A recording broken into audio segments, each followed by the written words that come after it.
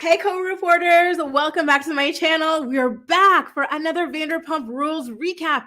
Can I just say, first of all, how freaked out I was this morning? Because remember, there's typically a 6-hour delay between you guys who are on Eastern and myself, right? So we do this stream every Thursday, 11 a.m. Eastern Standard Time. And then I heard that like the clocks, we had to spring back or something like that. And I assumed we did that over here too, right? In Paris or Europe. But apparently we didn't. So I marked this as 5 p.m. like usual on my time. And then I went to look at my clock app to communicate with my family back in Canada. And I noticed that there's actually a 5-hour difference now instead of a 6-hour difference. So we didn't move, only you guys did. And it almost messed up my entire stream, but thank God we're here. It's so nice to have you all. Thank you so much, Claire. That is so sweet of you to say. Thank you. Thank you. Hi, Jerica. Hi, Paris. Oh, you're Canadian. Whoop, whoop, my people. Hi, Chevy. Hi, Jasmine. And Jasmine, I left your comment earlier. I don't remember what video it was on, but I remember responding to a comment of yours very recently, like a couple of minutes ago, actually. So thank you so much for all the engagement. Guys, what did you think about this pivotal Vanderpump Rules episode that aired last night? It had been very heavily promoted by Andy Cohen and like the cast of the show. They said, honestly, this episode, it just so happens to like be airing at the right moment. You know, like let's say, for example, you'd say, ça tombe bien. You know, this episode, ça tombe bien, ça tombe à pic. Like it's just so timely, basically, right? And so it kind of got me wondering, and guys, don't fight me, okay? Because I know how you girls like to tussle, but I'm kind of starting to get into the conspiracy theories that the Sandoval is manufactured. Is anyone else feeling that way? I'm like, how freaking convenient is that? That the Sandoval happens like a couple of episodes in, we're just enough time to attract a whole bunch more people. And then what happens? Oh, like only two episodes after the Sandoval, we get something that really sets the tone for the Sandoval. And then Ariana pops back after a 2-week hiatus after that big episode drops. It's seeming orchestrated to me. I don't know if anybody else is feeling that vibe as well. I'm ready to set my booth. I know, but it's the truth. I have to be honest with you guys. At first, I was all like, you know, like, yeah, like this happened. But now I'm starting to be like, it's giving manufactured. It is. I don't know. Is that rude to say? Is that insensitive to Ariana and all of her suffering? You guys let me know, but is it just all seeming a little bit too coincidental for you right now? I don't know. There's something off about it. My spidey senses are kind of tingling here. Oh, it was last Sunday. Oh my God. So I've been off for a while. Thank you, Andrea. That's so sweet of you. It's so nice to have you here. I wish so too. Geez, I feel like you guys would be even more expressive than you always are if we were able to use gifts. I need to hear more opinions because I don't understand what was so great about the episode. It was good, but Andy said we would be shocked. You weren't shocked, Steph? No. Okay, well, this is the thing. Okay, so very early on, pretty much at the top of the episode, Raquel is with the girls, and based off of her kind of habits of going for people that other people are interested in, like Schwartz and then Oliver and stuff, they go, girl, you know, at this point, I don't know if we could trust you around our men or anything like that with one too many drinks. You're seeming like the type of girl that will go and try to snatch up someone's man as a competition or something like that. And Raquel, she doesn't deny it. She's like, et alors? You know, like, good thing you don't have a man, because if you had a man, I would snatch him up. That was shocking. Steph, you weren't shocked? By the way, Christina on TikTok is saying that her theory is that Ariana wants out of the show, so they needed to replace her with someone new. That might have been the cause for the manufacturing of the Sandoval. Jazz says, yeah, it was the one with Ariana's statement. Okay, thank you, Jazz. Yes, thank you for your comment. Oh, you're always so insightful. Hi, Her Story. Nice to see you again. I love that you guys are all return viewers. It's just so nice. I feel like I know you guys via the stream. I'm so glad we could watch with Sandoval eyes and not have to rewatch if the news broke after the season played out. Exactly. I'm happy, but at the same time, it feels a little convenient. I'm not going to lie. I think the clocks went forward or something. I love your energy. Oh, thank you. The episode had me siding with Raquel a little bit since Lala talks all this talk and is a hypocrite. They were the mean girls. Absolutely. And that's another thing. Like, you really... And that's what I'm thinking, Jerica. It reminds me of The Hills. Ever since the ending for The Hills, I can't trust any of these shows, right? But Paris, like, that's the thing. Like, the girls, if the Sandoval news did not come out, they would have looked so awful this episode because they low-key bullied Raquel, the way they were talking behind her back, laughing at her, mocking her and stuff. And then Lala, we're going to get into her aggressivity a little bit later as well. Like, a lot of it kind of gave me the ick. I'm not even going to lie. I don't know if you guys felt the same way or anything like that, but there was certainly a lot to uncover here. Bonjour, Heathers. Nice to see you. Oh, Krista's disappointed. Raquel's a mess, but I think the hookup was already going on with Sandoval. And, speaking of that, not to jump too far ahead or anything like that, you guys, but how bad of an actor is Tom Sandoval? Didn't he make his debut on the show talking about he is a working model, he is a working actor, but at the end, everyone seemed genuinely shocked when Raquel popped up at that party except him. He tried to feign shock or whatever, and it just was not working because it was far too obvious that he had been communicating with Raquel leading up to her popping up at this event. Oh my goodness, you could not make that stuff up. You really couldn't. And I agree with you, Krista. That is another really good point. Because listen, Charlie, I'm on the fence about her. Let me tell you something about Charlie that I don't like. I don't like how she was just talking about like pasta and like foods and stuff a lot of the time, like in the past seasons. I'm like, it's not really interesting to me, okay? Like, come up with something new. I know she's quippy and she's fun and stuff, but she also kind of can be a little bit like, I don't know what the word is. I don't want to say annoying, but there's like a word for it where you're like eye roll inducing, I guess, So here's the thing. By the way, I forgot to ask you guys at the top of this, but how would you rate this episode on a scale of 1 to 10? I personally would give it an 8.5. It was a strong episode, you guys. This season has been delivering thus far. I even think without the Sandoval stuff, it still would have been a good season, right? Like, now, obviously, more people are tuning in. I heard there were over 2 million people who tuned in for last week's episode. So I'm curious to see how many stuck around for this week's episode as well. So I have to ask you guys, so why was it Katie who was really flagging the kind of pattern in Raquel of going after people's men? I think at this point, like, she was playing really cool about Raquel and Schwartz and whatnot. Like, she told her she wasn't okay with it. She cried and stuff, but she never like dragged Raquel about it. But this was like her way of letting us know that she was truly pissed off about it. And I completely understand. And, I'm glad that she called it out. Like, because last week's episode, she kept on blaming everything on Scheana. She acted like Raquel was like this innocent, like high school kid being manipulated by the big bad wolf that is Scheana Shay. And this time it seems as though she finally woke up to Raquel being the wolf in sheep's clothing that she is. So here's the thing. Raquel, she comes back to the hotel super duper drunk, and then all the girls are in the bedroom huddled away from her and just talking about the night and how sloppy and embarrassing Raquel was. Raquel, she puts like her takeout container in the microwave, and then she comes and she starts mumbling about how she, at her big old age, just recently learned that you're not supposed to microwave tinfoil. This is what I meant last week when I said, Raquel has always made me uncomfortable. Like, some people are like, are you sure you're allowed out without supervision? Like, to me, she's like, like that. Like, it makes me nervous. Like, are you going to be fine? Are you going to be okay? Because, like, honestly, for her to have just recently learned that you do not microwave tinfoil is very alarming, especially with the fact that she has a university degree. It's like, and she has a kinesiology degree. This girl, she should be able to like name all your bones and all your like, what is it, your muscles or your ligaments and whatnot. But she doesn't know that you don't microwave tinfoil. Like, either she's playing dumb or someone wrote those exams for her, or that's all she knows in life. I don't know. But something certainly was incredibly off about it, okay? And I don't know. Did you guys think that, like, what do you guys think about Raquel? Let me ask you, because I did used to get in trouble when I would talk about how I think, like, how, like, listening to her speak kind of makes me, like, uncomfortable and stuff, just because it sounds slow, and then the stuff she sounds is just like, what are you even talking about? You know what I mean? Like, I don't know. And I agree with you, Paris. I don't understand why they even invited her on the trip. It kind of felt like they did not invite her in good faith.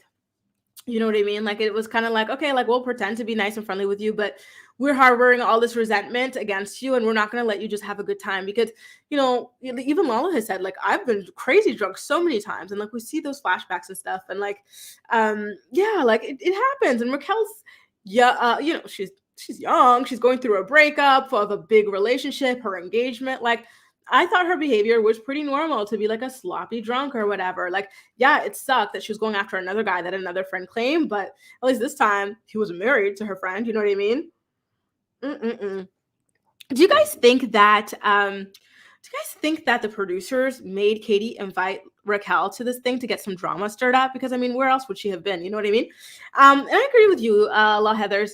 I didn't understand Charlie's animosity towards Christina either. Like calling her hair dry, and then from the very beginning, what does she do? She's making fun of Christina Kelly's like going from being a server to selling lip gloss or something like that. I thought Christina Kelly sold nail polish too. Doesn't she have like a nail brand or something like that? Like, what's wrong with her being an entrepreneur, Charlie? Like, I don't think that's something to be made. I don't think that's something to make fun of personally. You know what I mean? Just like being a server is not something to make fun of. It's just like a gig, right? And like she went from one gig to the other. So I don't understand why that was a punchline for Charlie. Like she did seem a little bit mean girlish as well over there. And she did have other moments too. Like when she called her hair dry. I was like, first of all, Christina Kelly's hair was not dry, in my opinion. And even if it was, wasn't she pregnant at this time? Like, I don't know. Like, I don't know. Like, I didn't love it. I'm with you. I don't know. There's just something about her that I do not love. I think she's a bit of a tryhard, to be honest with you. I feel like she writes all her jokes. Katie and Lala are not wrong, but it's so hard to be on their side when they're this much of a bully. And that's the thing. For me, especially Lala. I'm sorry, Lala, but you are the biggest hypocrite on the face of the planet. The way she kept trying to dismiss the fact that she slept with James Kennedy while he was dating Raquel. She's like, it happened 6 years ago. Get over it. Well, Lala, Lauren, you only told Rachel about this like a couple of days or a couple of weeks ago. You know how they filmed these whole things in like the span of like 2 months. So like she only recently found out. So you can't just say, oh, this happened 6 years ago, like it was nothing. You know, I really did not like the way that she was being dismissive about it and whatnot. Like it was very ick, especially after how nice they all were to Raquel when she was having her panic attack. But I am getting a little bit too far ahead of myself there. By the way, you guys, I'm still drinking tea because I've been sick since the beginning of the month. It's so bad. And I'm going to tell you guys something a little bit TMI. No, it's TMI. I can't tell you guys, but let me say this. I've been sick for 5 weeks straight. If you know, you know. And it's really everything is shutting down now because it's too much, you know? Anyway, moving along. I do have to ask you guys, do you feel as though, and I agree with you, Chevy, I do think that Raquel was less drunk than she wanted people to believe she was. And it's funny because Lala actually mentioned this on Heather McDonald's Juicy Scoop podcast. I listened to that this morning. You know, here's the thing, you guys, I haven't slept since yesterday. That's why I started filming at like 5 a.m. today. I'm like, well, if I'm going to be up, I might as well get my ass up and work. So like, I was like listening to this at like 3, 4 a.m. And she was like, listen, that girl was not drunk. She comes into the hotel, she's stumbling all over herself and stuff. And then all of a sudden she could walk straight, she could eavesdrop, she could do all sorts of stuff. Please give me a break. And then she pretended that she didn't know what she said the night before, but that she had an idea of what she said. Like it all was a little bit like kind of like she was putting on a little bit. Okay, so you guys, I see Krista and Stephanie, you guys are about the same. 7.5, 8.5-ish. Okay, so we're all in the same ballpark, and I like that. Charlie, I didn't like her in the first season, but last season she grew on me. You know, she can be funny, she has her moments, but maybe that's like just it with anybody. You know, we can all be great sometimes, and we can all be a little annoying sometimes too. I'll be the first to admit that. Steph says Krista is a Stassi Jr. That's why, yeah. She's part of the original group of Mean Girls on VPR, and it felt like they were creating 2.0 of that between Christina, Katie, and Lala as well. So that reminds me, Steph, it's Stephanie, you changed your picture. I'm like, I recognize this name. I recognize like the Instagram and the phone icon, but I don't recognize this picture. You changed your picture. That's why. I love this new picture, by the way. It's very beautiful. The last one was too, but it's finally clicking for me. Now, this was the question I wanted to ask you guys a little bit earlier, which is, I'm sorry, I'm still losing my voice, guys. It's been a rough month. Do you think that Lala was trying to, I don't know, like clear her own reputation by acting like she is incredibly against like infidelity and mistresses? The word mistress is so triggering. She has to get up and walk away and disengage and this and that. Like, did that feel genuine to you guys, or did that feel like a performance? Like, this is my moment. This is my opportunity to rehab my image. I did have a video that I did recently on the whole Sandoval. Mind you, this is happening outside of the Sandoval, like no one knew anything, but I do have a video that I did yesterday or the day before talking about all the moments that Lala is doing interviews about the Sandoval. She's selling merchandise about the Sandoval. She's putting out billboards about the Sandoval. Now she posts a photo of her and Raquel wearing a similar dress, not the same dress. And then she's like, look, Raquel's always been obsessed with us. The clues were always there. It's like, girl, stop making this about you. Like, this to me feels very like performative on her end. Heidi, there were rumors last summer that Tom and Ariana were over. It's probably true and we're being played. Yes, that's what I think too. Like, I have felt like this couple has been over for a while. So that's why I'm having a little bit of a hard time with the Sandoval situation. Like, at first I was all in, but now with just how perfectly timed everything is, I think it's orchestrated.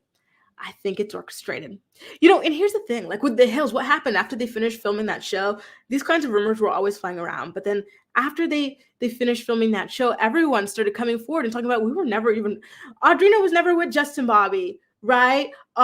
She wasn't dating Brody Jenner for real. And like Lauren Conrad never did, you know what I mean? The only thing that was real there was Spencer and Heidi. And so I wouldn't be surprised if something like that kind of comes out about something that's gone down on Vanderpump Rules. And if it's orchestrated, then it is the greatest publicity stunt like in Bravo history. Kaya says, I made it live at last. I'm behind on episodes. I need to catch up. Love you, Grace. Kaya, I'm so happy you're here. Welcome. I feel like I've seen you on other streams because I definitely know this. Or maybe you leave a lot of comments. Welcome.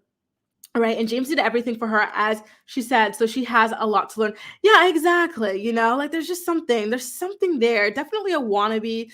Paris Hilton, Kim K, like they all put on these very fake names. And, Heather's like, it really feels like the producers kind of strong-armed or heavily suggested to Katie to invite Raquel on this thing because they don't have anything in common. They're not friends. Like, it was just awkward from the very beginning. Even if Raquel did not get drunk, it would not have gone well because she does not blend well with these people. Okay. And so that just is kind of what it is at the end of the day. You're not going to mesh with everyone. Like, you can try as hard as you might, but it's just not going to flow. And if it doesn't flow, it does not flow. Now, I do want to ask you guys, it was mentioned a little bit earlier that Christina Kelly can be a little bit like people's minions. First, she was Stassi's mean girl minion. Now it appears as though she wants to be these. So she goes to Raquel's room, and this is something that was very weird. Like, when they're all in the bedroom, one second, I'm going to read Krista's comment. I think she's trying to get ahead with the show. Yeah, but I don't think it goes deeper. We forgot she's young and a mess. We all saw the VP crew grow up. And that's the thing. This is the worst way to get ahead, Krista. Now she has no friends, and her thing with Tom Sandoval is already on the rocks. So what happens if she and him split up, and I don't think he could stay with her because he's got his bars to worry about. Like, his bars are as good as dead if he stays with her, right? In my opinion, anyway. Now, going back, the girls, at a certain point, they're all like sharing the bed. So it is Lala Kent, it is Katie Maloney, and it is Christina Kelly, right? And they had just finished talking about Raquel and her being like a messy drunk and this, that, and the other. And Raquel is still in her own room, and she's just like wandering around in circles, talking to herself about how you're not supposed to microwave aluminum foil and whatnot. And Christina Kelly has to go to her room to retrieve Katie's toothbrush and toiletries because Katie does not want to go to Raquel's room. And I'm like, I don't know. This kind of like gave me weird vibes. Why did Katie not want to go there herself? You know what I mean? It's like, Raquel is at this moment, she was kind of harmless and stuff. Like, it kind of felt like, oh, they were going to act like she has the plague and we're going to target her and whatnot. Like, there's just some like stuff that was really off about that, in my opinion. Hi, Mary, by the way.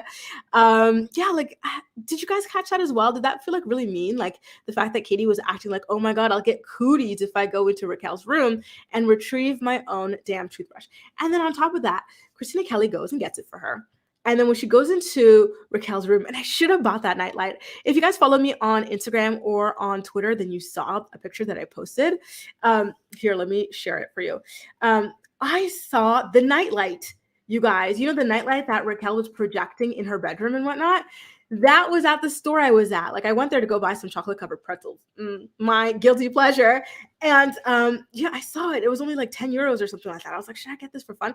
And so Christina Kelly, she goes back to report to the other girls to laugh at the fact that Raquel sleeps with that thing. And I'm like, well, what's wrong with that thing? And Lala, I know you're not laughing. Weren't you sleeping with a baby bottle like for a couple of seasons? And then it comes out that your ex-fiance / your baby daddy has some really sketchy stuff surrounding all that. You know, I know you're not laughing. Like, come on now, right? Like, anyway, like I felt like it was a very innocent thing. And here's the thing. You see that all the time. If you guys have a TikTok account, then you've seen this thing, okay? Like this thing has been it's been promoted for like ever since I had a TikTok account, which is what, like since a year or something like that. Like you see these things all the time and it's just pretty stars and whatnot. Why not? Let her have some fun, damn it. Okay. So here it is. I don't know if you guys are able to see it. It's a projection light and it's portable and it's pretty. Like what's wrong with that? Do any of you guys have this? Do you guys have any like, do you guys have kids who are like a little bit older who like have something like this? You know what I mean? Like, I don't know. I thought it was cute and I thought it was fun and I would totally get it for someone as a gift. Or if I were going camping with someone, I would get it. You know, why not? I thought it was cute. So I didn't like the way that Christina went back to the girls to kind of like snicker with them about Raquel having that. Like that was kind of odd. And you know, so that's when they start kind of snickering together about how like weird and lame and how much of a mess Raquel is. And you know, here's the thing. If the Sandoval did not come out, we all would have dragged those girls. Like, you girls are so mean. How dare you hurt her? How dare you do this to Bambi? Look at her. She's crying, you know? But now that the Sandoval is out there, people seem to be like, you know what? Whatever. It's fine that they treated her this way. What do you think? I know we're looking at this through a Sandoval lens, but does that make it acceptable? That's my question. I personally, for me, the answer is twofold, okay? Here's the thing. I don't think it's acceptable. But on the other end, they had a very strong intuition about this girl. And sometimes you just have a strong intuition that's telling you this person ain't SHIT. And that's why you are behaving a certain kind of way towards them, because it's just such a huge, heavy, like, you know what I mean? Like kind of thing. So I'm wondering if that's what made them act that way, or if they're just mean. You know, I'm kind of on the fence about it, because especially in Katie's defense, this girl was trying to make out with her husband, who she's not even yet officially divorced from, you know? So I could totally see that being like a huge turnoff. Jasmine said, I'm still dragging them because two things can be right. Raquel is not a good person and Katie and them are mean girls. I agree. Natalie says it was not okay. I agree. Listen, I like you guys. I really do. You guys have your heads on straight, because you know what? I feel like sometimes a mob mentality starts to form around reality television shows. And so like, you know, when someone needs to be punished and needs to repent, people can be downright sadistic. And you guys are like, listen, we know she's trifling, but this still was wrong. And I'm really liking that. 2 snaps for y'all.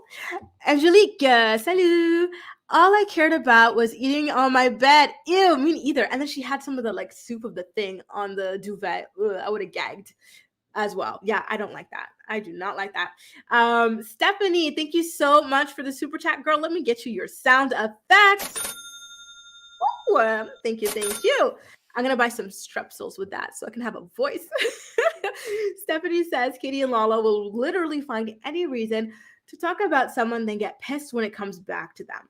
They literally could show their boss side, but they choose to do this instead. I shaking my head. I agree. You know, but that's the thing. They are just mean girls. Like, they're mean, they're bitter. And Lala is on an extreme mission to vindicate herself, right? Because all last season and a bunch of seasons past, when she first got with Randall, everyone called her a hoe. Everyone called her a mistress. Everyone called her a homewrecker. And this is her opportunity to deflect, and act like she went into that not knowing a single damn thing. Everyone in the world knew that man was married but her. You know what I mean? Like, yeah, so she's taking that opportunity, but she's going a little bit too far. She's very aggressive. But I think that's just her personality. Even when Lala approaches men, here's the thing. Lala, like, she's a pretty girl, okay? Like, when she's not like too harsh on the fillers and stuff like that, she's a pretty girl, okay? For example, in this photo. So I don't think she needs to be as aggressive as she is with men. Like, I feel like she has very like aggressive energy. Like, I don't, do you guys get that vibe too? Like, she doesn't like flirt with men. Like, she's not like, let me make some eyes, get him to come over to my table. She's like, you better get your D to my table right now and pipe me. I'm like, girl, please, some decorum. You know what I mean? So like, she just has too much of that like pent up energy, and I think she needs to kind of calm it down a little bit. Paris says, not Bambi. I don't feel bad for her when she was crying. Two things can be true at the same time. I wonder how the Mean Girls are going to treat her once they find out about the drama. Ooh, Lord, they are going to be ruthless. And I think that they're actually going to hurt their own cause, because again, they're very sadistic girls. Going right back onto Katie and whatnot. You're so sweet, Kimmy. Going right back to Katie and whatnot. Like, they're sadistic girls, and I think they're gonna like go too hard on her, maybe even, and then like ruin everything for themselves, because I think they're gonna let Tom off the hook almost and really go in on Raquel, and that's not gonna be a good look. Jess says, haven't watched these newer seasons, but they kept saying they had suspected things. I'm guessing that's it. Oh, absolutely. It was right in their faces. Like, she was with that man 24/7. And I agree. They all are quite nasty for sure. And, a lot of people have forgotten. Listen, I really like the transformation that Ariana has made. But that girl used to be the president of the Pick Me Association her first couple of seasons. Miss, I take sketch comedy very seriously. I'm the smartest person in every room. I'm the smartest person I've ever met. I'm smarter than you. I'm prettier than you. Get over it. Like, she used to be miserable, man. I think that that was the season where her dad died, though. So I think that's why people give her a pass on it. But I think it lasted at least 2 seasons, and it was insufferable for sure. And the way she and Tom Sandoval used to diagnose Kristen, what were they saying? She's borderline, or she's bipolar, or she's this, or she's that. It's like, guys, please. Right is not acceptable. I do not feel bad for her, but it doesn't look good. All right, there you go, you guys. I really like that you guys are able to see the nuance there. It is very, very much appreciated. So thank you for that. Because sometimes you get audiences where they drag you for having empathy for someone, and you're like, well, what do you want me to do? Jeez, So Raquel, she goes to her bed, and then she starts crying herself to sleep, and that hurt. I was like, oh, the poor thing. But now knowing that this whole time she was freaking with Tom at this point. Like, you know what I think she did? She was like, and scene. And then she gets to FaceTiming Tom. She's flicking the bean on that FaceTime for him and everything, right? And then she's like, get me out of here, baby. I want to come see you at your boys' night, So it's kind of hard to be too like, Do you guys know that GIF where it's like they're there with a broomstick? That's how I feel. Like, they're there, but from a distance. Because you don't have a man to see. It was so brutal, Angelique. Oh my God. I did feel bad for her when Raquel was crying. See, there it is, you guys. Raquel is horrible, but Lala is trash, and not a girl that she thinks she is. Absolutely not a girl's girl. I would never want Lala around my man. She slept with Randall, so her standards are low. Ed from 90 Day would have been, that's so funny. I was talking to my sister, because you guys, I have an older sister, and I was showing her like these things. I sent her my video, and she's like, wait a minute, because she doesn't watch this, but she watches 90 Day Fiancé. She's like, that guy from 90 Day Fiancé she got with, he landed her? How? Hubba. And speaking of Lala, I noticed that these days she's into like black guys almost exclusively, because I remember there was this one scene where they had like this pool party at a hotel, and then she found like this black guy that she liked. Then there was Oliver, and then tonight there were some more. I'm like, all right, girl. All right, what is going on here? I'm really interested to see how this kind of progresses for her, because I'm quite interested. Let me just put up a picture of her man. This is the man she used to go to bat for. If you said a single thing about this man, she was like, you want to get popped? I am the reincarnation of Tupac. I will pop you. Like, she was real nuts over that man. I just know she's sick every time those old episodes play. I'd be so embarrassed. So now, okay, the next morning, let's talk about what happened the next morning. You guys are getting off track, but you're so funny and I love it. So Raquel, she comes to the bedroom, because again, all these girls are congregating consistently away from Raquel. Like, they had to have known that they're making this girl feel uncomfortable at this point. You know what I mean? Like, but they seem to like not really care or not really notice. I don't know what it is, but I feel like they were making a concerted effort to, or maybe they were just so turned off by her that they couldn't physically bring themselves to even try to, make it seem like they wanted to be like friends with her or anything like that. Which do you vote for? Were they doing it on purpose, or was it just like a thing where it's like, sometimes you have visceral reactions? I will give you an example. You want to know who gives me a visceral reaction these days? Giselle from the Real Housewives of Potomac. She's just such a mean, nasty, vile, bitter woman, okay, on her show. Like, she tries to destroy people's actual lives and marriages and families. And so I don't like her at all, and I used to like listen to her podcast to recap it, but now just the sound of her voice, it just, I'm start shaking. It's so like, I can't, you know what I mean? Like, maybe that's what it was for them, because sometimes your body just cannot take people, and especially after Raquel's comments earlier in the episode, I could totally see why they just would not take to Raquel anymore. You know what I mean? So I can totally see like, both sides of the thing, but I have to stop trying to see both sides. I need to pick a side. Okay. But it's so nuanced. There's so many layers to this thing. You know what I mean? I felt like they were really trying to force themselves to like this girl, and it just was not working, and she just was not doing herself any favors. But she did try, you guys. The next morning, she goes up to the girls' room and she says, "Oh my God, I'm so embarrassed for what went down last night." And then she's claiming she doesn't remember what she actually said, but she knows that she said something that like horrified the other girls. And and that's when they tell her, "Listen, girl, you were out here talking about you will snatch my man if I had a man for you to snatch." And Lala, she is leading the charge on this, right? Like, Lala really wants to vindicate herself at this point. She's like, "You know what? No one will ever call me a mistress ever again if I go hard enough against Raquel and these statements and whatnot." And so that's what she decides to do. She decides to go back and grill Raquel again and again about those comments. And this is what I mean when I say, like, sometimes they're a bit, like, we get what they're saying and they're right, but sometimes they just go. Can we say it's ham-fisted? Would that be appropriate for this context? Like, it's a little ham-fisted here. Like, we get it. You know what I mean? But I digress. So what happens next?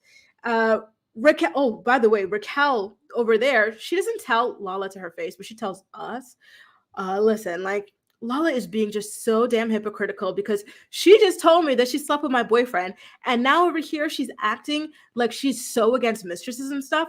And she was actually generous to not even like add that that's the second time that she slept with someone who was already involved in a relationship. You know what I mean? It was James and it was not Ed. Look what you guys did. You wouldn't put Ed in my head now. What's that man's name? Randall. So she was generous to just keep it to James at that point. So there you go, you guys. And so now, Scheana. Scheana. I used to love Scheana so much, you guys, in the early days, because again, I will always tell you this.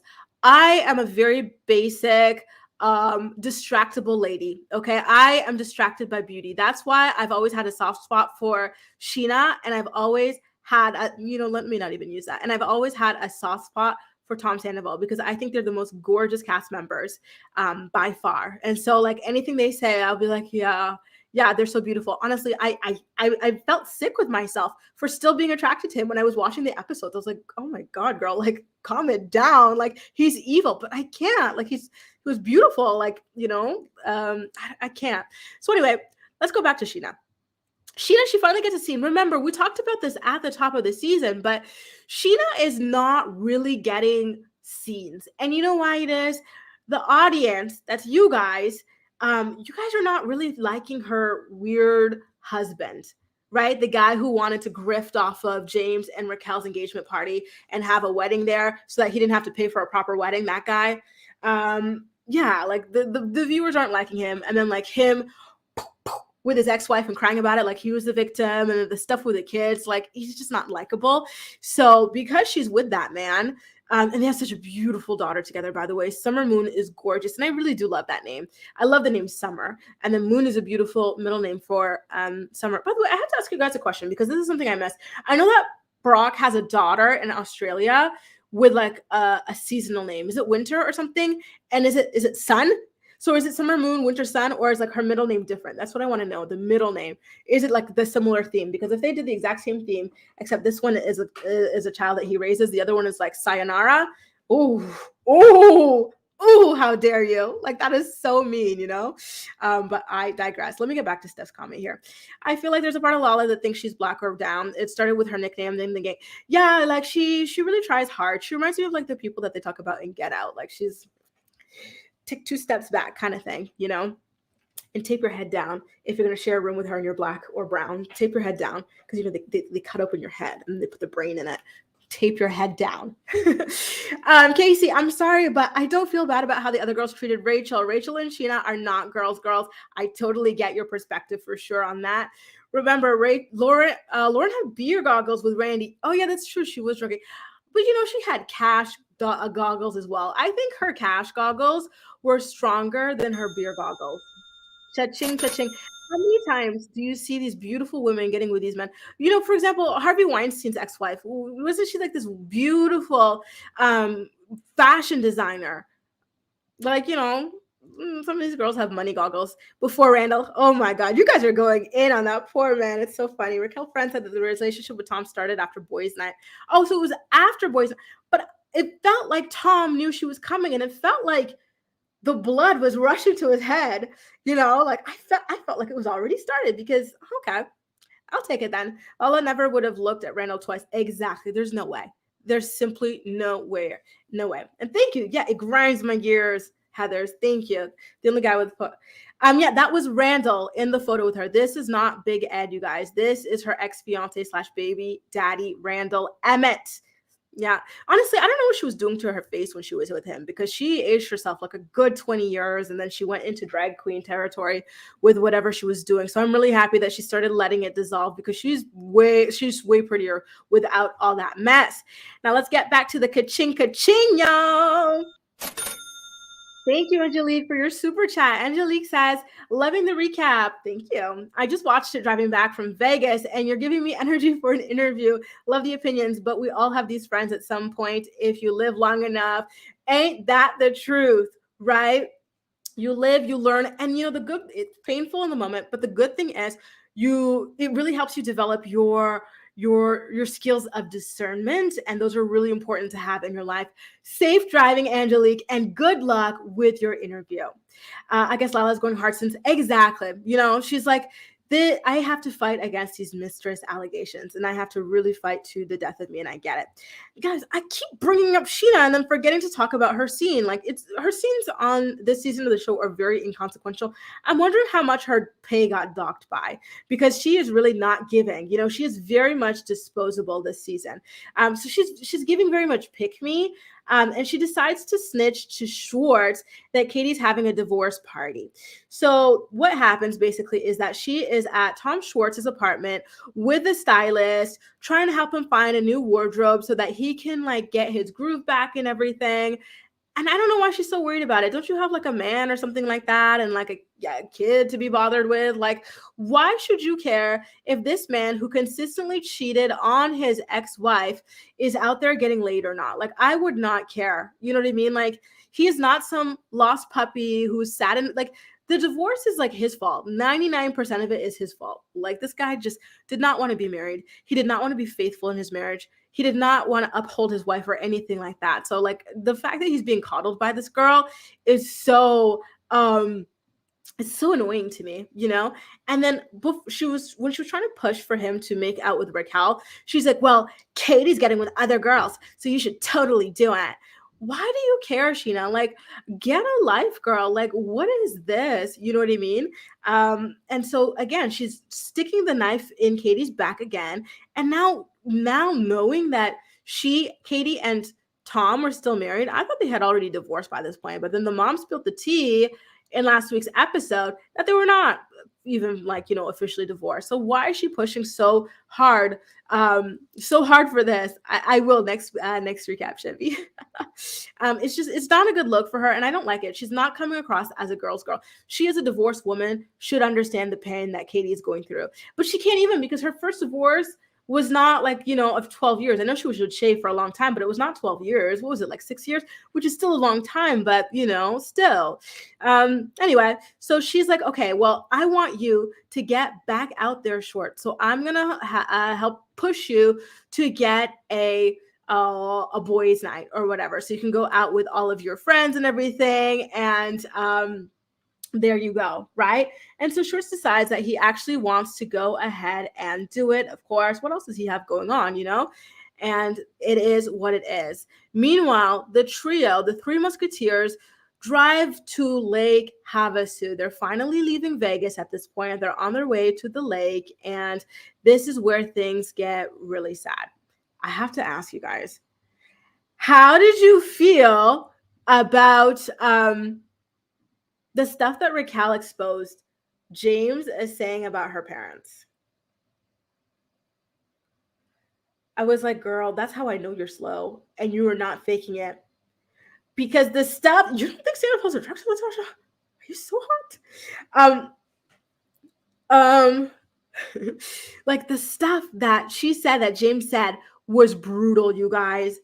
Absolutely brutal. Let me just repeat some of it, but it even hurts me to repeat it. So I don't know how this girl went up there on television and repeated the stuff that this man allegedly said about her parents like it was nothing. I was like, girl, please have some tact to not say it. All she had to say was that James said some really horrible things about my parents. They were unforgivable, and that's when I knew that I had to leave him. But no, she's like, let me give y'all the rundown.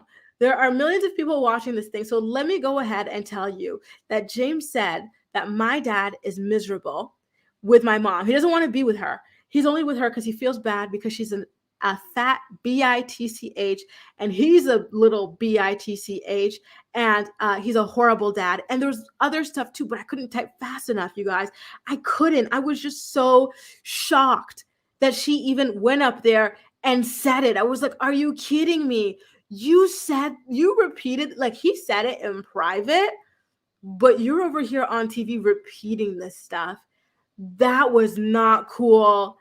That was not cool at all, in my opinion. How would you guys have handled that? Like if your fiance had said like horrific things about your parents, your mom insulted your mom's physicality, your dad, this, that, and the other, would you go and like repeat it in your confessional? Like, he said my mom was a fat bitch and my dad is miserable and he's an awful, like, girl.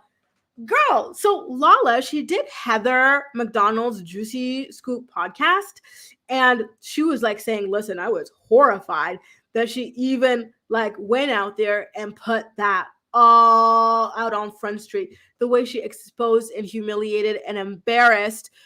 Daphne said she would have left him on the side of the road. Gigi says she's doing it for sympathy. It was too much for me, honestly. And to me, I was like, okay, she's acting a little bit when it comes to like, being like touched, but she is to a certain extent a little dim, because I don't think someone with like a full, what do you call these, a full tool rack or whatever, a full wattage would have actually repeated everything that he said. Okay. And Angelique is like, oh my God. And he stayed. Stephanie's like, that part was shocking. Not okay. Hi, Phyllis. Nice to have you here. Nice to have you here too, Sandy. Raquel said that he said those things around Thanksgiving and the reunion was in December. Okay. So that's awesome to know. So she was like, okay, I'm planning my escape. And don't forget, she did talk about how she wanted to kind of ghost him, like a soft quit or whatever, quiet quit, pack up the engagement ring, leave a note, and just bounce when he was visiting his dad in London. And I'm like, girl, I could totally see why, with these anger issues and stuff and the horrible things that he's saying. Like, that sounds like something I would totally do as well. I kind of did it.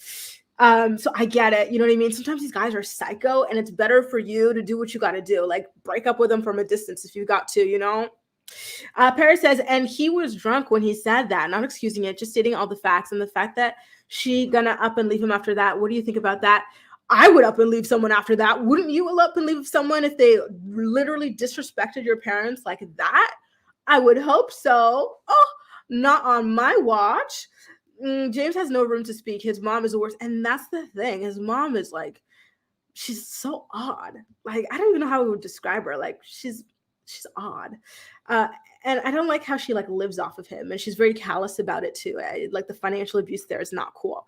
Casey says, can't stand Rachel, but I have never liked James either. Me neither. James can be funny, but I don't know. Like, it's like with Jax. Yeah, Jax had funny moments, you know, especially when he was really allegedly on the slopes. But I don't know if it's worth all the pain that he put people through, you know? I guess the cause is public. Yeah. So I wonder if she was pushed into saying it or something like that. What do you think? Was Raquel pushed into it, like saying all the horrible things, or did she just like volunteer that? Because Lala says that the producers do try to pry on certain things, but you can set a limit and say, I'm not saying beyond this. You know, I could give like a vague idea of what it is that he said or whatever, but I'm not going beyond this. I like to just watch, and all I can think is how annoying and hypocritical. Yeah, like she keeps on going, and she's doing all of these circuits. She has been talking about the Sandoval more than the people actually involved in the thing, like more than literally anybody. Okay, yeah. And Daphne, oh, I remember. Pepper Ridge Farm remembers. Daphne from TikTok's like, don't you guys remember when James was living with that random old man? Wasn't Jax also doing that? Like, desperate times calls for desperate measures, I guess. You know, like these guys, they seem to be, you know, they seem to have been struggling and having to resort to certain things. This was pre-OnlyFans, right? So they didn't have too many options. The girls drive. Okay, so they got there. And so this was on the drive where she gets really vulnerable with the girls. And I have to be honest with you guys, I kind of cried a little bit in this scene. Yeah, I kind of cried a little bit. And I'm going to tell you where that is because I wrote down the note on when I was like feeling like really like, oh, like this is really sad. So, you know, she talks about the stuff that James did and said about her parents. She talked about how she wanted to like potentially ghost him by leaving that like note with a ring and everything.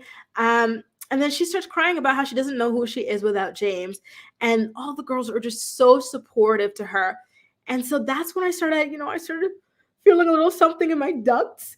And I was like, you know, and it was because I felt like so bad for these girls that they put their like differences aside. Like they knew they didn't like this girl. They knew this girl was shady, but they put all of that to the side to pat her on her shoulders and on her head and tell her that everything was going to be all right. You know, like they really were truly there for her. And just to know that like this girl, like it seemed like she was already lying to them from this point or already like plotting her situation with Sandoval. So it just made me feel so icky, you know, like how foolish they must feel. And that's like the worst feeling when you feel like so dumb and so used and so duped by somebody, you know what I mean? A lot of people were saying that Raquel was really just like crying from the guilt of what it was that she was doing, running around, creeping and whatnot. But I can totally see why you guys say that. It could have been, Julie, it could have been a multitude of things. And I do believe that it was a multitude of things, not just one thing. Okay. And bye, Angelique. Have a great day, girl. So I don't know, like it was a lot. And so here's the thing. Now I go from in the ducts to like full blown crying when Raquel has her anxiety attack because it really rallied all the girls around her. They were coaching her through the breathing. They were like, Lala said it backwards, but it's supposed to be in through your nose, hold out through your mouth. And I was like, that is so sweet. Like they're not panicking. They know what to do. Christina Kelly and her dry hair. I don't think her hair is dry. I'm just joking because Charlie said that. Was like, no, we're not going to roll down the window. Privacy. She is a celebrity, you know? And Katie was just there too, like for moral support. Like everyone was there for her. And she threw all of this away. You know, I know they weren't her best friends or anything like that, but like they were there when it counted. And it just made me really sad. And it also made me sad to see just how low of a self-worth you have to do the things that Tinsel Boy and Bambi were doing. You know, like you don't respect yourself. You don't respect other people. And it's just, it made me so sad, you guys. I don't know. I had to tear up. I did. Chevy, you think they were faking it? Oh, I felt like it was so real. Like it felt like she was drowning. I felt like I was drowning right there with her. Flower Girl, you're going to like it. Okay, so you were already here for the beginning. I was just going to tell you, you're going to like the beginning of the stream because I'm low-key starting to think the Sandoval is orchestrated as well. And that's the thing, like, you know, and they were laughing because Lala coached her through the breathing backwards. She's like, in through your mouth, out through your nose. No. It's in through your nose, out through your mouth. And like everyone was there for her. And it truly was beautiful. And then, after the kind of tense night and morning that they have, guess what happened? Lala, she extends an olive branch to Raquel. She's like, Raquel, you don't have to be ashamed of anything. Like, you're going through it and it's normal. We all go through it. We all go through these things. We've had these moments.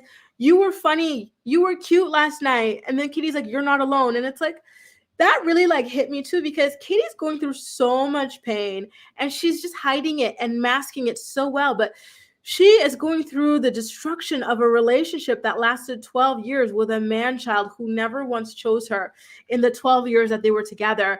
Even like right now, like when he's over here entertaining the idea of kissing Raquel and whatnot, like, and not caring about how that would hurt Katie. Like, and that's the girl that Katie is coaching, and she's telling you're not alone in your pain. And, some of Katie's pain comes from this girl, like it was so sad. And like, you know what I mean? Like, it made me really sad.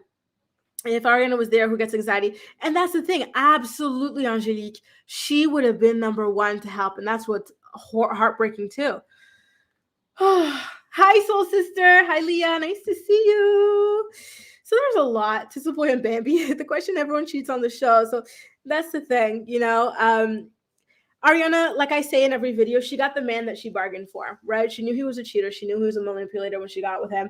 And she loved those qualities about him. And that feeds into her pick-me era.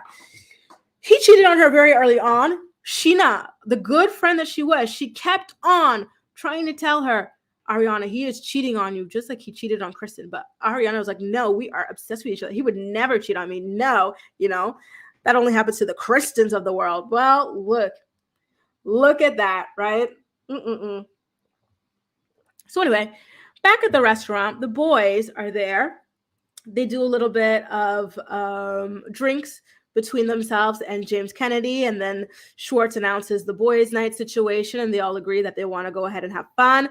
James says that his girlfriend told him no more Raquel, so that's why the boys' night is a really good idea. Did you guys feel like that was a producer-planted comment that would build some anticipation for when Raquel comes and have us wondering, how are James and his girlfriend going to react to this? Because, who was up here talking about it's fake with me, flower girl? You and me, girl, we're on the same wavelength, right? Did you get that vibe too, that felt a little bit planted? Yeah. And I agree, Paris. And that's the thing with these like repeat cheaters, karma never hits them. It's always the women, who think they're special. Like, and then they get cheated on. Why don't these girls cheat on these men? You got yourself a cheater, go cheat on him too. My question is, where's Ariana? She's too quiet. Well, she's back. Miss Stewart, check out my video I did this morning. She reactivated her Instagram and she made a very sweet and touching statement there. Now, I do have to ask you, when Charlie came to the dinner table, she arrives later to the house and stuff, and then they go out to dinner. Was her vibe a little bit off to anybody else? Like, I kind of felt like, I don't know. Okay, player. Oh, look, the two flowers are with me. I felt like, she felt like I felt like Charlie was amped up and ready to like go in on some people. I don't know if like Raquel was texting her some stuff, saying she was being bullied or something like that, but it felt like she came like amped up.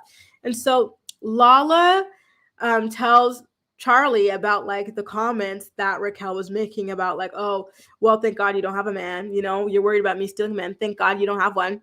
And so Charlie, she laughs it off. She's like, it's very hypocritical. She doesn't say it to Lala's face, but she's like, how rich and hypocritical is it that the professional mistress is over here, being super hard on, cheating and whatnot. Like, please, let's talk about how you went from a mansion back to your apartment.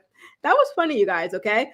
Like I say all the time, Lala is trying really hard to rehabilitate her image here.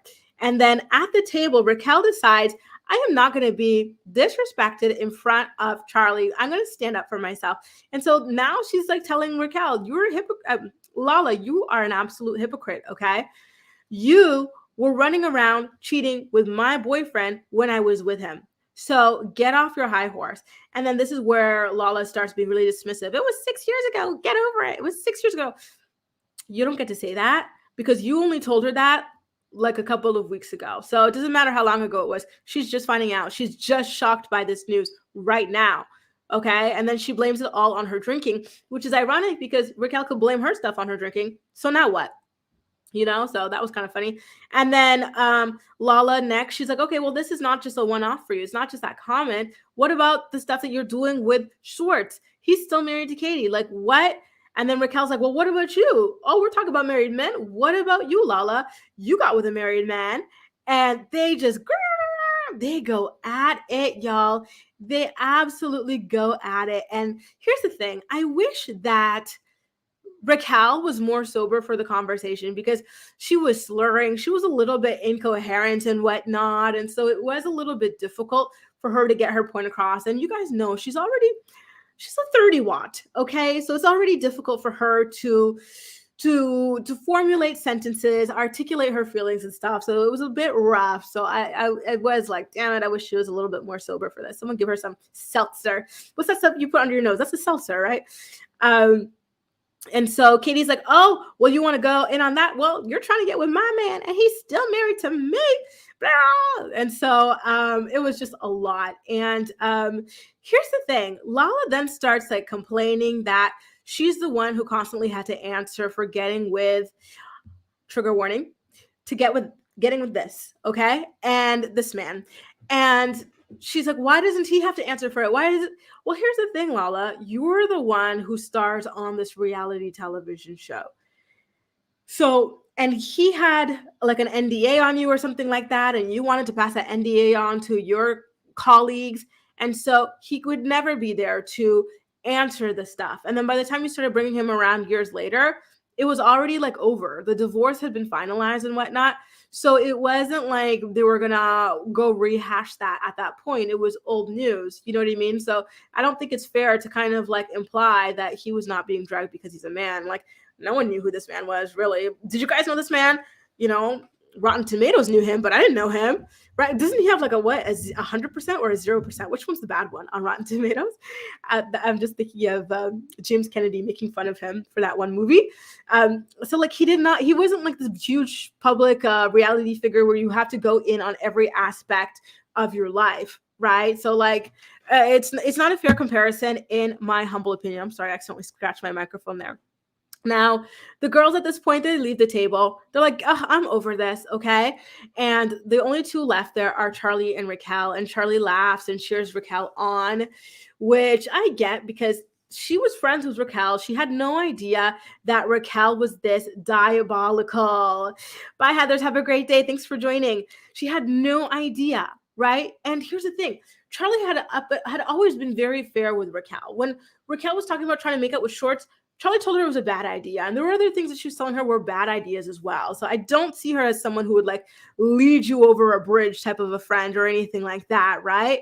And I'm saying that because Christina Kelly later claims that a lot of Raquel's kind of like attitude is coming from this girl. And it's like, okay, here we go again. We're trying to pit Raquel's attitude and decisions on other people. Like, aren't y'all sick of this? Like, she is a grown-ass woman. She is almost 30 years old. Like, stop it, So here's the thing. The next morning, Raquel goes ahead and she tells the girls she's getting out of here, okay?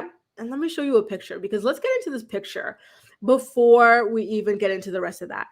So in this photograph, Raquel, it's a screenshot I took from the episode of when she went to go and tell the girls. Look at that eye. She's got the exact same photo.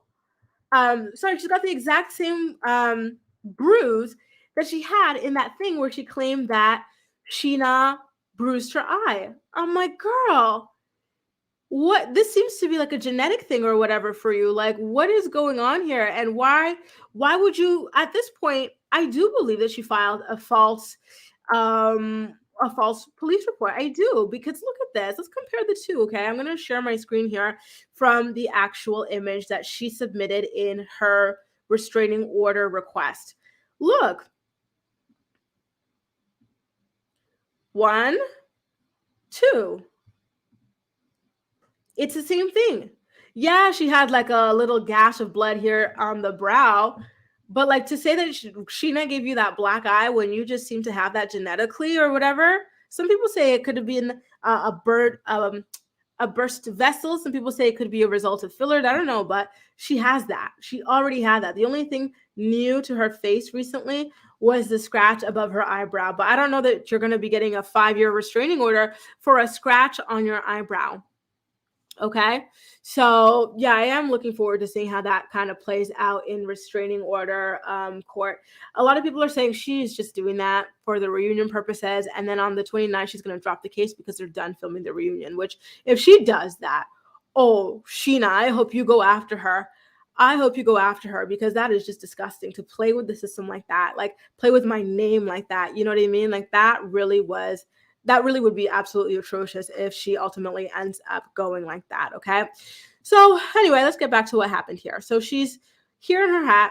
She's already decided she's going to go see her man, Tom Sandoval. And she tells the girls, listen, okay, I do not feel comfortable here. I'm leaving. And that's that. And the girls, they seem to be, oh, yes, Jasmine. Oh, yes, we catch it all. And the girls seem to be happy. They're like, okay, good. Like they were already talking about how like she's not jiving with the group or anything like that. So it's a good idea for her to leave. And like they weren't going to ask her to leave, I don't think. So it was great. And here's the thing, Raquel, I felt like she was trying to taunt the girls. So she already got that man with a tattoo on his face that Lala wanted. And now she knows how much it hurts Katie when she hangs out with Schwartz. So I didn't appreciate her coming up to them with her already bruised eye, talking about, okay, girls, I don't feel comfortable. I'm leaving. I'm hanging out with Schwartz. And so obviously that sets the girls off. They're like, oh, of course. Of freaking course, that's what you're going to do. Right? And then Charlie, her sidekick, she's like, what do you mean, of course? It's not like she's going to bang Tom. You know, it would have been so funny. Buffy, I've seen this challenge. Get off. Log off. They're doing that challenge on TikTok where they go on your live and they go, you give me Hailey Bieber vibes. Okay. So that was just so funny, right? When she goes, it's not like she's going to bang Tom. Oh, she was going to bang Tom. I already told y'all, she flicked that bean when she was crying in bed. She's like, oh. All right, Tom, ready for your show, baby. And so that's how it all kind of organized itself for her to go over there and crash that boys' weekend. Because who else would have invited her? You know, Schwartz knew that she was in Vegas for the divorce party with the girls. So who would have invited her? Like she invited her. Well, she talked to Tom and Tom invited her or something like that. Or she just invited herself because Tom Sandoval told her that that is what she was going to be doing, right? But anyway, it's seeming like this is the catalyst. This episode, this area, this time frame is when the affair started, and it's very obvious when you see her walk into that party. Tom is trying to act natural. Sandoval's trying to act natural, right? Let me pull up a picture of Tinsel Boy. I haven't shown you guys a picture in a while. I love harassing you with this photo. So he's like, oh, Raquel, what are you doing in the neighborhood? What? Aren't you supposed to be in Las Vegas? You know, and it was just so fake, right? And so there it is. And so on her way out, all Lala said was, yeah, it's a good idea for you to leave, Raquel. And so Raquel, in true pick-me fashion, she goes, you know what, Lala, I feel like you're just mad that that Oliver chose me instead of you. Ew, are we still talking about men choosing us? Do you think I'm sorry to the men watching this, but do you think it's an honor to be chosen by a man? I consider it to be an insult. Ugh. Ugh. You know what I mean? Where's the prize? I'm sorry, this man who lies to people talking about I'm separated, meanwhile he's married and living with his wife and all them kids. This is what you're bragging about? This is your bargaining chip? Please. You know what I mean? So yeah, that kind of ends things there. Lala's like, please. No, but here's the thing. It was a competition. And Lala made it that competition in last week's episode where out of the blue, for no reason, we see Raquel and Oliver kiss. And then Lala says something like, oh, I would have won if it was a competition. I'm like, girl, won what? Won what? You know, and what competition? So like, she definitely did see it that way. She told on herself. So Raquel, here's the thing. This is what I keep saying, you guys. Raquel would have come out looking like a flower, looking like an icon, right? This episode, because she had some pretty like solid reads and moments. But now that we know what we know, we can't congratulate her. Like, what? No. Yeah, isn't that funny? Shabby going from a divorce party to divorce party like that. It's weird. Hi, Belle. Nice to have you here. She was kind of right about Lala not having what Raquel has, slash, and being jealous, or Raquel getting with Oliver. Yeah, that's the thing. I completely agree. Lala already told on herself. She was the one who started this competition talk in her confession notes already. And so I don't know. I don't know. I wasn't feeling it. She didn't tell them what she told them to, what's the word? To fan the flames. She told them to fan the flames, you guys. Okay. And that's the thing. This is what people mean when they say that she is manipulative. This is what people mean when they say that she's playing dumb. You know, she's a certain variant of it, but she plays up an extra variant. Okay, you know, she's like the first strain, and then she's playing up like she's Omicron. That's the strong one, right? Like that. That's the analogy. I don't know, Paris, how they move forward, but that's what makes it so exciting to see and try to watch it unfold. How do you move forward when you betray people on this level? Not just her, but Tom Sandoval as well. It's a lot. It's a lot. And I'm really looking forward to seeing how that kind of plays out. Oh, my voice is gonna give out, y'all. I'm almost done, by the way. I'm almost done. And if you're enjoying the stream, please do make sure to give it a thumbs up, please. Greatly appreciated for the algorithm, of course. So here's another thing, another pick me moment that I was not loving. Okay. So before we even get to the pick me moment, let's get to this really sweet moment. I have never really cared for Katie. Okay. I feel like Katie is vicious. I feel like she's miserable, and I feel like she's mean. But now, amidst this divorce and like the relationship, I see why that is. When you're with a Tom Schwartz, you can really not be any other way. Like, the you know, the heaviness and the burden and like the sadness that comes with being with someone who just can't love you the way a grown man should, you know, like he's still very much like in his, like, I don't know, like childish kind of brain, you know, that would make anyone kind of miserable and bitter and whatnot. So I am starting to forgive her. So she did have a really touching scene when she's sitting with the girls. It's with Lala, with Christina Kelly and stuff, after Raquel leaves. And so she starts crying when she's talking about what she's looking for moving forward. And she's saying that she wants to be with someone who can be a true partner to her and who's going to choose her and who's going to adore her. And I'm like, how sad is it that it's really difficult to find that? That is the bare minimum, you guys. It truly is, but it's hard to find.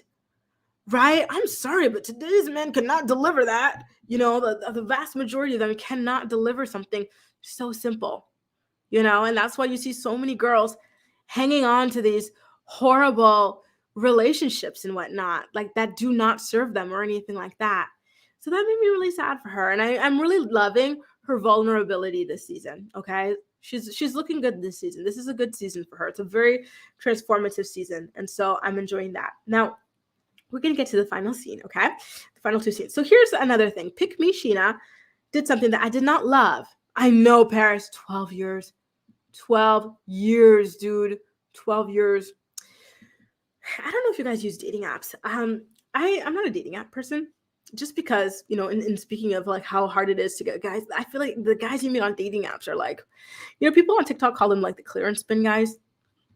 No offense, but it's true. You call one, you spend like an hour swiping through them, and you get a bunch of these like men like 30 to like 40 talking about, don't know what I'm looking for, not sure, but I want kids someday. You're like, oh God, grow up. You know what I mean? Like, oh, the pickings are slim, but I digress. I'm getting too far away from the subject here, and my voice cannot keep up. So Pick Me Scheana, she is at the divorce party for Tom Schwartz. And she's trying to stick it to Katie. And I'm like, why does she have no empathy for Katie? Okay. And she's like, wow, Katie, your divorce party's not fun. You don't have many friends. You only have 2 or 3 friends with you. But look at Tom Schwartz. He's got like 5 times as many friends with you. Tom Schwartz is surrounded at his divorce party by employees. He had 2 or 3 employees with him. Then he had Tom Sandoval, who's manipulating him to help cover up his affair. And then he's got you, and then he's got Brock, who ran away from his kids in Australia and allegedly slapped his ex-wife. And then there's James, who he barely even likes. James is more Sandoval's friend. So what are you bragging about, Scheana? It's not about quantity. It's about quality. Okay? So please, you know, like she was embarrassing herself there, you know, and it's like, this is my problem. I'm just like, I kept giving her and I kept giving Tom Sandoval the benefit of the doubt because I'm distracted by beauty. But now my rose-colored goggles or whatever, tinted goggles, are starting to fall off here. Like, what the hell? So now, in the final scene of the episode, Katie, Lala, and Christina all go to a dive bar, and they kind of like are like, oh god, look at the people here. And it is funny looking at like regular people versus like the Hollywood people there. So that was kind of funny, like them being the Hollywood people. And then this group of black guys comes in, and Lala's really excited about it. So she goes up to them. Like, I keep telling you, she's got very aggressive energy. She's like, hey guys, blah, blah, blah. So she chats them up and she brings them over to her table and whatnot. And that's where things kind of start. I don't know if she leaves the bar with any of them or anything like that. But here's one thing I like about Lala. She's always going to have her friends back. So if she meets a guy, she's going to put in the work to make sure that all of his friends come so that her friends can like choose from his friends as well, you know? And so I like that. I'm like, good for you, girl. She is like, you know, like what do you call those things? You know, when people are selling like Avon, she's like at the top of the pyramid. She's like, I'm going to share the other guy. She's going to pick the top guy, the premium one, and then she's going to like trickle down. That's trickle down economics for you. The rest of the girls, okay? So I'm like, all right, girl, like she's doing the work. So let her have the prime guy, whatever. So that was kind of funny. And yeah, I already talked to you guys about how like Tom Sandoval did not at all seem shocked to see Raquel there. Like you could see the blood rushing to his head, not the one on his neck. And yeah, that's where the episode kind of drops off. And we got to wait for another week for the next week's episode. Now, you guys, what did you know, I know you guys were kind of rating it like me. I rated it an 8.5 as an episode. I know a lot of you guys were between the 7 and 8. So it is awesome to see that you guys are enjoying the season. Thank you so much for watching it with me, the stream with me, chatting with me, and everything as well. Again, if you enjoyed the stream, please do make sure to leave it a thumbs up. I can't say a single thing else except have a great day, and I will talk to you guys next week. Take care. Bye, guys. And don't forget, it's 11 a.m. Eastern every single Thursday. Bye.